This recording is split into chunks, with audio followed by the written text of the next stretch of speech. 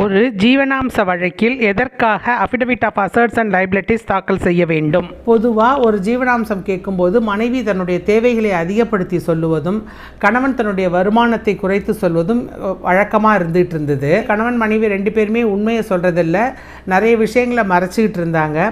இதனால் ஜீவனாம்ச வழக்குகள் காலதாமதமாகிட்டு இருந்தது. அதுவும் இல்லாமல் குறிப்பிட்ட கால அவகாசத்துக்குள்ளே நீதிமன்றத்தால் அந்த வழக்குகளை விசாரித்து தீர்மானிக்க முடியலை. இதனால் கணவர் பக்கம் பார்த்திங்கன்னா நிறைய நாட்களுக்கான இன்ட்ரி மெயின்டெனன்ஸ் அவர் கொடுக்க வேண்டியதாகுது. அதுவும் இல்லாமல் உண்மையாக தெரியலை அப்படிங்கிறதுனால மனைவி அவங்களோட தேவைகளை அதிகப்படுத்தி சொல்லிகிட்டு இருக்கிறாங்க. அதனால் தேவையில்லாமல் கணவனுக்கு பேர்டனாக இருக்குது.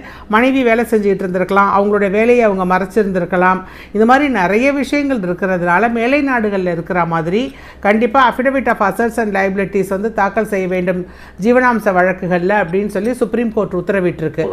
அதனால் affidavit of assets and liabilities தாக்கல் செஞ்சு அதன் அடிப்படையில் நீதிமன்றங்கள் ஜீவனாம்சத்தை உத்தரவிடுகிறது.